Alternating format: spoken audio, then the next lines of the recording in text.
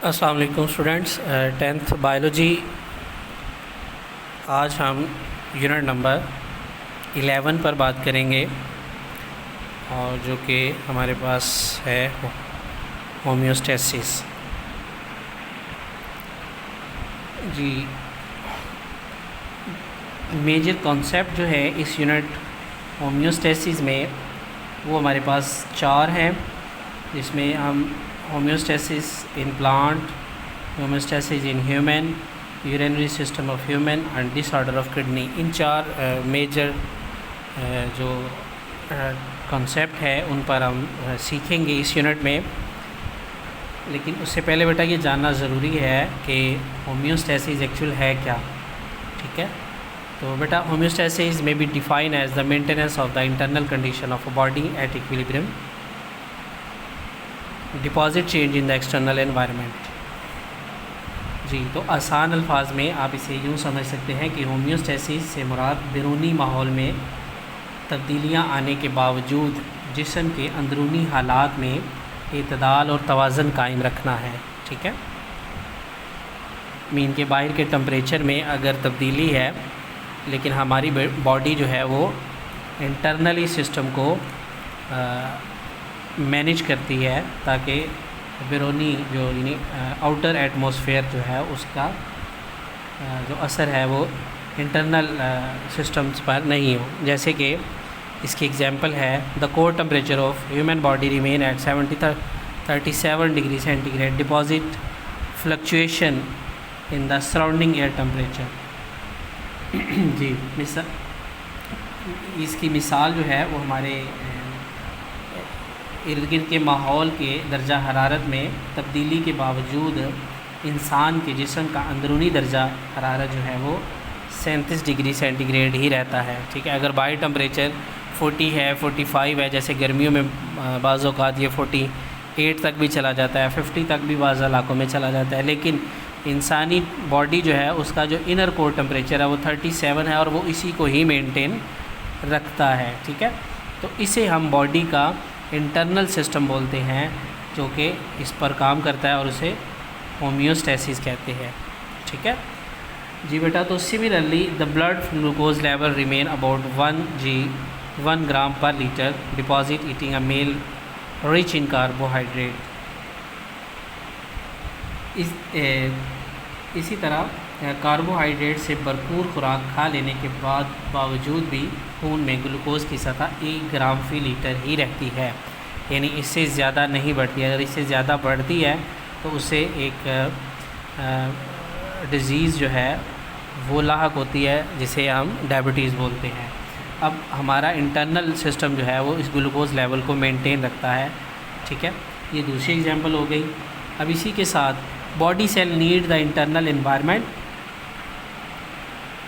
which condition do not change much. Stable internal condition are important for the efficient function of enzyme. ठीक है, यानी आप कह सकते हैं कि जिस्म के सेल्स ऐसा अंदरूनी माहौल चाहते हैं जिसमें हालात ज़्यादा तब्दील ना होते हों। ठीक है जी, तो ऐसे ही एंजाइम के मौसर रफ्तार से काम करने के लिए अंदरूनी हालात का मुतवाज़न होना बहुत अहम होता है। ठीक है, ताकि हमारे जो केमिकल रिएक्शंस बॉडी में हो रहे हैं, ठीक है, वो अपने इतदाल और अपने तवाज़न के मुताबिक चलते रहें। ठीक है, तो the following are some process of homeostasis. Homeostasis की कुछ प्रोसेस हैं। इसमें नंबर 1 है ऑस्मो रेगुलेशन, दूसरा है थर्मो रेगुलेशन और लास्ट वन है एक्सक्रीशन। ठीक है जी, तो ऑस्मो रेगुलेशन बेटा क्या है, इसके बारे में आपको मैं ये बताता चलूँ कि जिस्म के जो फ्लूइड्स हैं यानी खून और टिश्यूज़, इनमें पानी और नमकियात की मिक़दारों का तवाज़न कायम रखना और जो है इसको ऑस्मो रेगुलेशन कहते हैं। ठीक है, it maintain of the amount of water and salt in body fluid, blood and tissue fluid. ठीक है, ये काम है ऑस्मो रेगुलेशन का, यानी हमारे ब्लड टिश्यूज़ में पानी और नमकियात का लेवल रखना। ठीक है, we know that the relative amount of water and salt in body fluid and inside cell control the process of diffusion and osmosis which are essential for the function of cell. जी, तो ये हम पहले ही बेटा जानते हैं कि जिस्मानी फ्लूइड और सेल्स के माबैन पानी और नमकियात की निस्बती मिकदारें ही नफूज़ और ऑस्मोस के अमाल को कंट्रोल करती हैं, ठीक है।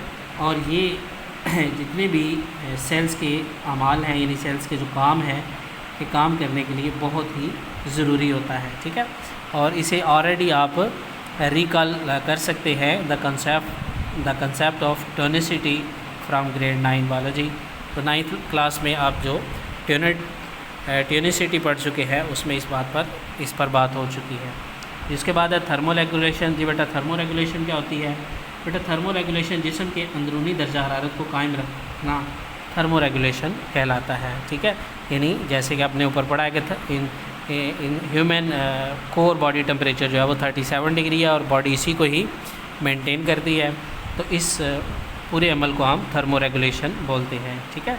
तो इसके साथ enzyme of body work best a particular temperature, इसे ऑप्टिमम टेम्परेचर कहते हैं। इसे आप 9th में यूनिट 6 में ऑप्टिमम टेम्परेचर के नाम से भी पढ़ चुके हैं एंजाइम रिएक्शन में, ठीक है। तो इसके बाद आ जाता है बेटा एक्सक्रेशन जो है, जिसे हम बॉडी से चीज़ों का जो है ना अखराज वो भी कह सकते हैं, ठीक है। यानी फालतू मादों का अखराज जो है उसे एक्सक्रेशन बोलते हैं, ठीक है। ये भी होमोस्टेसिस का एक अमल है बेटा। एक्सक्रेशन के दौरान जिस्म के अंदर मेटाबॉलिज्म के बेकार मादे बाहर निकाले जाते हैं ताकि अंदरूनी हालात मतवाज़न रहें, यानी अंदरूनी सिस्टम जो है वो बैलेंस रहे, ठीक है जी। तो ये था हमारा होम्योस्टेसिस पर इंट्रो, ठीक है। और एक साइड ब्लॉक जो कि है मेटाबॉलिक वेस्ट मीन्स के बारे में।